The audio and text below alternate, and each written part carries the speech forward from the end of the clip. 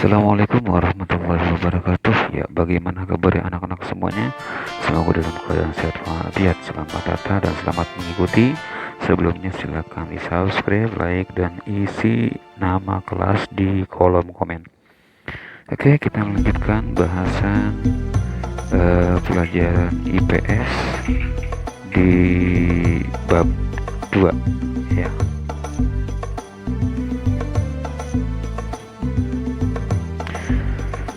Jangan judul pengaruh interaksi sosial dalam kehidupan sosial dan kebangsaan.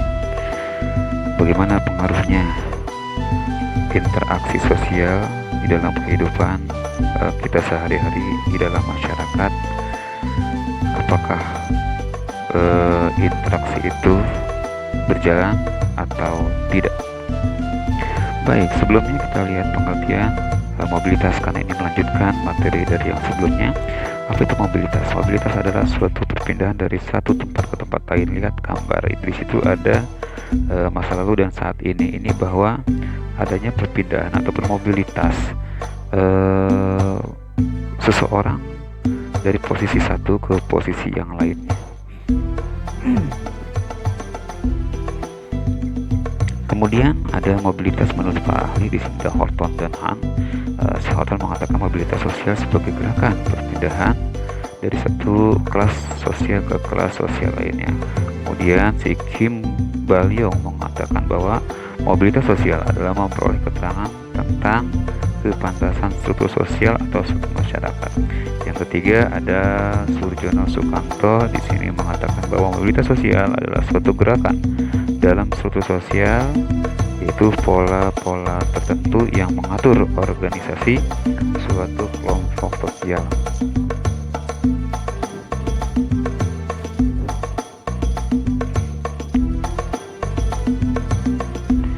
Kemudian kesimpulan dari para ahli bahwa mobilitas sosial menyangkut tiga hal pokok. Yang pertama, perubahan kelas sosial baik ke atas maupun ke bawah.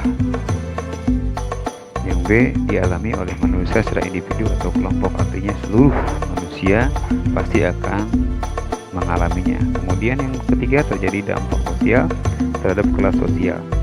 Nah, lalu ada faktor, apa faktornya? Faktor pendorongnya yang pertama struktur sosial, yang kedua kondisi ekonomi, yang ketiga situasi politik, kemudian adanya pertambahan penduduk, lalu yang terakhir adalah petualangan. Pertambahan penduduk yang jelas setiap tahun selalu bertambah dan bertambah sehingga wajar ya.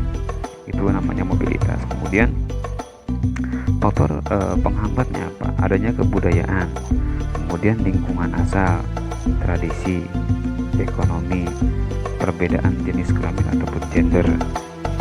Nah, ini semua adalah beberapa faktor yang menjadi penghambat mobilitas sosial yang ada di masyarakat. Kenapa?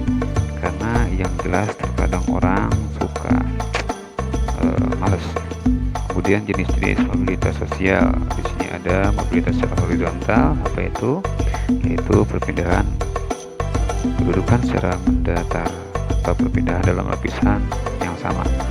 Sosial vertikal adalah sebuah bentuk perubahan status. Kemudian sosial antar generasi, hidup dalam garis keturunan. Oke, mungkin cukup sekian untuk materi kali ini. Sampai jumpa di materi selanjutnya. Terima kasih, semoga bermanfaat dan menambah pengetahuan. Billahi taufiq wal hidayah. Wassalamualaikum warahmatullahi wabarakatuh. Oke, jangan lupa diisi nama dan kelas di komennya.